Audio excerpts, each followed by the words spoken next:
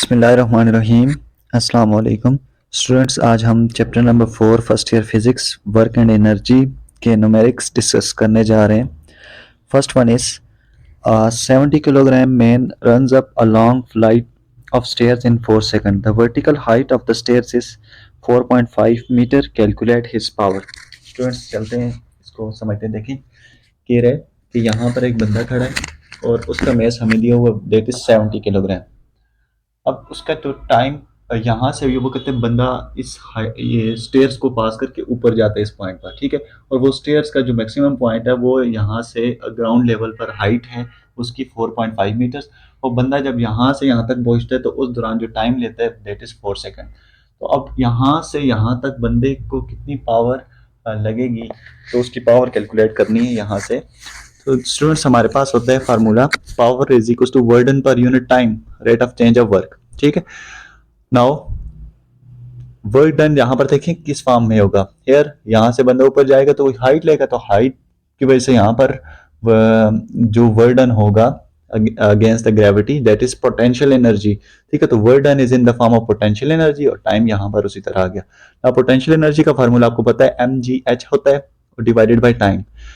Potential energy सारी चीजें देखें, मैस भी गिवन है वो मैंने पुट कर लिया, जी की वैल्यू 9.8, एच भी हमें पता है, हाइट 4.5 मीटर है वो भी पुट कर ली, और divided by time is 4 second. तो आप इसको मल्टीप्लाई करके डिवाइड कर लें तो पावर यहाँ से 7.7 इंटू 10⁻²2 वॉट्स आ जाएगी।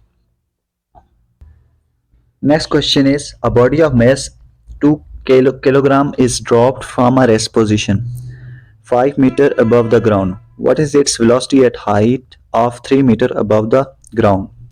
Now students देखें, इस क्वेश्चन में हमें कह रहा है कि एक बॉडी है जिसका मैस m 2 किलोग्राम दिया हुआ है और उसकी हाइट सपोज करें यहाँ से वो कह रहे हैं कि ये ग्राउंड लेवल है, दिस इज ग्राउंड लेवल, और इस ग्राउंड लेवल से ये बॉडी इस हाइट पर यानी 5 मीटर की हाइट उसने दी हुई यहाँ पर है।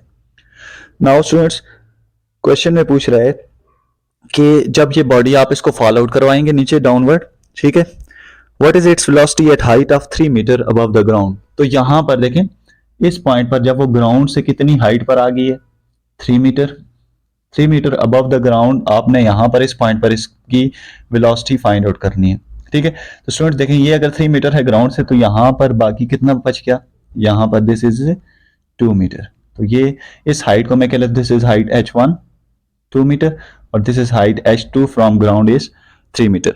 नाउ स्टूडेंट्स हमें इस सॉल्यूशन में कैसे करना है, देखें स्टूडेंट्स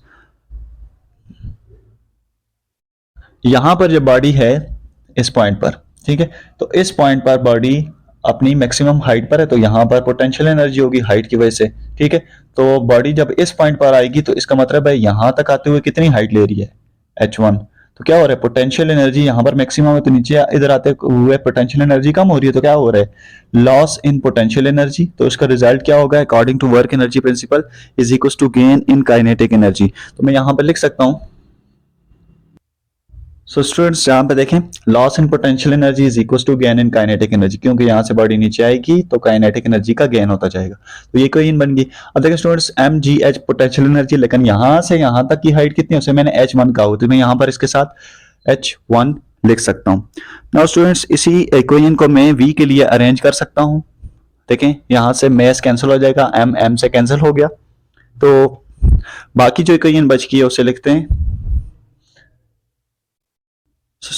स्टूडेंट्स यहाँ से देखें मैंने ये इस इक्वेशन को अरेंज कर लिया, जी h1 इधर रह जाएगा is equal to 1/2 v square. Now देखें यहाँ पर ये 2 मुझे सिर्फ v चाहिए ना, तो ये 2 इधर डिवाइड हो रहा है दूसरी साइड जाकर मल्टीप्लाई, तो 2gh1 is equal to v square. Now मैंने इसका अरेंज करके लिख लिया, तो v square is equal to 2gh1, तो मुझे सिर्फ v चाहिए तो दोनों साइड स्क्वायर रूट लूंगा, तो v is equal to square root of 2gh1। Now सारी वैल्यूज आपको पता है 2 इंटू g की वैल्यू 9.8 और हाइट h1 यहाँ से यहाँ तक इस पॉइंट पर फाइंड आउट करनी थी, तो वो तो हाइट 2 मीटर है तो 2 पुट कर ली, तो यहाँ से वेलोसिटी आ गई जी 6.3 मीटर पर second. Next question is a man pulls a trolley through a distance of 50 meter by applying a force of 100 Newton which makes an angle of 30 degree with horizontal. Calculate the work done by the man. कहते हैं एक बंदा है जो यहाँ से इस trolley को खींच रहा है, ठीक है, और वो फोर्स दे जाएगा जाहिर है, तो फोर्स के साथ जो एंगल बन रहा है वो देट इज एंगल थीटा, और वो यहाँ पर दिया हुआ है that theta is equal to 30 degree. तो वो मैंने नोट कर लिया। फोर्स कितनी लगा रहे हैं, 100 न्यूटन, और उस फोर्स की वजह से जाहिर है इस साइड डिस्प्लेसमेंट प्रोड्यूस होगी ना। देट डिस्प्लेसमेंट की वैल्यू भी दी हुई है 50 meter. Now calculate the work done. Work done हमें कैलकुलेट करना है। नाउ स्टूडेंट्स, हमें पता है work done is the dot product of force and displacement. Work done is equal to dot product हटाएं तो F D cos of theta लगेगा। Now work done will be equal to force की वैल्यू हमें दी हुई है 100 इंटू डी की वैल्यू है 50 and theta is cause of 30 degree. तो स्टूडेंट्स यहाँ से आप सॉल्व करके इसको देख सकते हैं। तो वर्क डन की फाइनल वैल्यू हमारे पास आ जाएगी 4330 जाउल्स। पहले आपने कॉस 30 लेना है, फिर इसके साथ मल्टीप्लाई करने सारे वैल्यू, तो आपके वर्क डन की ये वैल्यू कैलकुलेट होके आ जाएगी। Next question is the roller coaster starts its journey from a vertical height of 40 meter on the first hill and reaches a vertical height of only 25 meter on the second hill, where it slows to a momentarily stop. It traveled a total distance of 400 meter. Determine the thermal energy produced and estimate the average friction force on the car whose mass is 1000 kilogram. Now students, इस numerical में कह रहे हैं कि एक roller coaster है जो अपना जो जर्नी है वो एक वर्टिकल हाइट, मतलब सपोज करें किसी भी हिल पर है, जैसे रोलर कोस्टर सपोज करें ये रोलर कोस्टर है, ठीक है, और वो यहाँ से इस वर्टिकल हाइट H1 40 मीटर पर है, तो मैंने H1 नोट कर ली। ठीक है, अब वो रोलर कोस्टर कह रहा है कि H1 से फिर H2 दूसरी हिल पर जाती है, तो उसकी हाइट जो है वो दी हुई है 25 मीटर, वो भी मैंने नोट कर ली। ठीक है, और इसका जो मेस है वो है 1000 किलोग्राम, तो वो भी मैंने नोट कर लिया। नाउ स्टूडेंट्स, इसमें दो चीजें पूछ रहा है, कहते हैं कि आपने थर्मल एनर्जी फाइंड आउट करनी है, और दूसरी चीज जो फाइंड आउट करनी है average frictional force on car. ठीक है, और इस पर फ्रिक्शनल फोर्स जितनी लग रही है वो आपने एवरेज में फाइंड आउट करनी है। तो स्टूडेंट्स पहले पार्ट में देखें जी, हमें पता है जब when roller coaster moves from first hill towards second hill, ठीक है, पहले हिल से दूसरी हिल तक जाएगी, तो इसका मतलब है यहाँ पर देखिए तो पोटेंशियल एनर्जी होगी वो काइनेटिक एनर्जी में कन्वर्ट हो जाएगी, फिर यहाँ पर काइनेटिक एनर्जी मैक्सिमम, फिर यहाँ से ऊपर जाते हुए फिर काइनेटिक एनर्जी कम होती जाएगी, तो वो पोटेंशियल एनर्जी में कन्वर्ट होती जाएगी। इसका मतलब inter conversion of kinetic and potential energy हो रहा है। तो मैं यहाँ पे ये लिख सकता हूँ कि काइनेटिक एनर्जी का चेंज और पोटेंशियल एनर्जी का चेंज हो रहा है इसमें। ठीक है, तो वर्क एनर्जी पर प्रिंसिपल के मुताबिक काइनेटिक एनर्जी का change is equal to potential energy का चेंज। ठीक है, नाउ काइनेटिक एनर्जी का चेंज मैं यहाँ पे पोटेंशियल एनर्जी का चेंज लिख सकता हूँ। देखिए potential energy at point 1 and potential energy at point 2, तो 1 वाली जितनी पोटेंशियल एनर्जी यहाँ पर आएगी उसको 2 में से माइनस कर लें तो पोटेंशियल एनर्जी का चेंज आ जाएगा। तो पहले मुझे potential energy at point 1 find out करनी है। तो potential energy at point 1 is mgh1। ठीक है, 1000 मैस आ गया 9.8 और h1 हमें दी हुई है 40 मीटर, तो पहले पॉइंट की ये पोटेंशियल एनर्जी आ जाएगी। Now potential energy at point 2 is mgh2, h2 is 25, तो बाकी सारी वैल्यूज पुट कर लें तो आपको दूसरे पॉइंट की वैल्यू मिल जाएगी। अब ये पोटेंशियल एनर्जी 1 और 2 को इस इक्वेशन नंबर 1 में पुट कर लें, तो del kinetic energy is equal to 39 two, यहाँ पर एक और जीरो भी है इसके साथ। ठीक है, तो इसमें से इस दूसरी वाली पोटेंशियल एनर्जी को माइनस कर लें तो आपके पास ये आ जाएगी काइनेटिक एनर्जी का change. Now this kinetic energy change is actually in the form of thermal energy, तो हम लिख सकते हैं कि E thermal energy will be equal to 14,700 joules. Now students next part में देख हमें पूछ रहा है कि एवरेज फ्रिक्शन फाइंड आउट करनी है, तो हमें पता है देखें ये वर्क डन होगा, तो ना हमें वर्क एनर्जी प्रिंसिपल के मुताबिक work done is always equal to change in kinetic energy. Now work done is dot product of force and displacement, तो maximum work done find out करना तो F इंटू डी। नाउ देखें बेटा कि यहाँ पर फोर्स कौन सी है, that force frictional find out करना, तो मैं सारों के साथ फोर्स फ्रिक्शनल लगाता जा रहा हूँ। ठीक है, तो force frictional into D is equal to del kinetic energy, इस डी को तो डिवाइड कर लें तो ये आ जाएगी इक्वेशन। अब बेटा काइनेटिक एनर्जी की वैल्यू हम फाइंड आउट कर चुके हैं चेन, वो 14,700 आया था, और टोटल डिस्टेंस डिस्प्लेसमेंट दी हुई है दैट इज 400 मीटर, तो वो वैल्यू पुट कर लें तो आपके पास एफ फ्रिक्शनल आ जाएगी which is equal to 368 Newton's.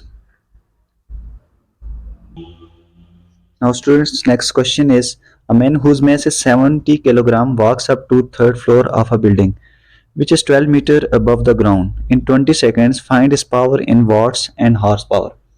कहते हैं स्टूडेंट्स कि एक बंदा है, वो यहाँ पर है और ये यहाँ से इस पॉइंट से ऊपर जाता है बिल्डिंग के थर्ड फ्लोर पर, और उसकी हाइट हमें दी हुई है 12 मीटर और उस बंदे का मैस है 70 किलोग्राम यहाँ से ऊपर जाते हुए, ठीक है।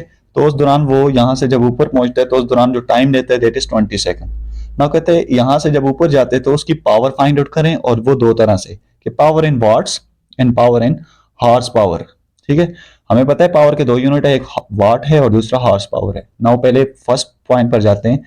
पावर होता है work done per unit time. Now here the work done is in the form of potential energy because वो मूव करेगा यहाँ से ऊपर तक किसी भी हाइट तक, ठीक है। तो हाइट में हाइट पर जाते हुए ऊपर जो एनर्जी स्टोर होती है दिस इज पोटेंशियल एनर्जी। तो पोटेंशियल एनर्जी का फार्मूला है mgh और डिवाइडेड बाय टी हो जाएगा। मैथ्स पुट करें students, 70 g 9.8 h is 12 and t is 20, तो यहाँ से पावर आ जाएगी 411.6 वाट्स, ठीक है। नाउ सेकंड पार्ट में कह रहा है कि इसी पावर को आप हॉर्स पावर में कैलकुलेट करके दें। स्टूडेंट्स हमारे पास रिलेशनशिप है कि एक हॉर्स पावर में 746 वाट होते हैं, ठीक है। तो यहाँ से स्टूडेंट्स 1 वाट की वैल्यू कैलकुलेट करें। 1 वाट को इधर ही छोड़ें, 746 वाट के साथ मल्टीप्लाई हो रहा है तो दूसरी साइड जाकर डिवाइड हो जाएगा। तो मैंने अरेंज करके लिख लिया है 1 वाट इक्वल हो जाएगा 1 हॉर्स पावर ओवर 746, ठीक है। तो हमारे पास देखें पावर है 411.6 वाट, ठीक है। अब देखें पावर इज इक्वल टू 411.6, ये वाट यानी 1 वाट है ना, तो यहां पर इसकी वैल्यू देखें 1 वाट की मैं ऑलरेडी कैलकुलेट कर चुका हूं, हॉर्स पावर ओवर 746। तो यहां पर इसकी जगह देखें ये पुट कर सकता हूं हॉर्स पावर ओवर 746। ये 1 मैंने आपकी वजह से लिखा है कि ताकि आपको पता लगे कि ये 1 वाट की वैल्यू मैंने पुट की है।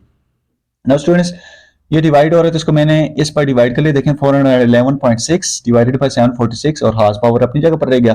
नाउ इसको इस पर डिवाइड कर लें तो आपकी पावर इन हॉर्स पावर आ जाएगी which is 0.55 horsepower. Now students next question is to what height can 400 watt engine lift 100 kilogram mass in 3 second, ठीक है। तो कह रहा है कि आपने हाइट फाइंड आउट करनी है और आपको कुछ चीजें दी हुई हैं। देखें पावर दी हुई है 400 वाट, मैस हमें दिया हुआ है 100 किलोग्राम, ठीक है। और वो किसी भी हाइट पर ऊपर लेकर जा रहा है, वो है 3 सेकंड्स उस दौरान जो टाइम ले रहा है। तो आपने फाइंड आउट करनी है हाइट उसकी, तो कितनी हाइट ऊपर लेकर जाएगा। तो सारी चीजें दी हुई देखे स्टूडेंट, जहां पर पावर दी हुई ना, तो इसका मतलब है पहली बात तो मैं कंफर्म है कि पावर वाला फार्मूला लगेगा, ठीक है। तो मैंने पावर वाला फार्मूला लिख लिया, P is equal to work done per unit time. Now देखें स्टूडेंट्स वो कह रहा है कि यहाँ से इस पॉइंट से ग्राउंड लेवल से ऊपर की तरफ जा रहा है, तो किसी हाइट पर जा रहा है वो फाइंड आउट करना है। ऊपर जा रहा है तो जो वर्क डन हो रहा है in the form of potential energy होगा, तो work done is equal to potential energy by time हो जाएगा। तो पोटेंशियल एनर्जी mgh होता है ओवर टी। तो यहाँ पर इसको h को मुझे इस साइड छोड़ना है, बाकी सारी वैल्यूज दूसरी साइड लेकर जाता हूँ। t डिवाइड हो रहा है दूसरी साइड जाकर मल्टीप्लाई, ठीक है। mg इधर मल्टीप्लाई हो रहा है तो दूसरी साइड जाकर डिवाइड, तो हाइट की वैल्यू आ जाएगी p into T divided by mg। तो मैंने यहाँ पर अरेंज करके लिख ली। नाउ सारी वैल्यूज आपके पास हैं। 400 पावर दी हुई है, टाइम दी हुई है 3 सेकंड्स, मैस इज 100 एंड जी की वैल्यू 9.8। तो हाइट यहाँ से आपके पास आ जाएगी 1.22 मीटर्स।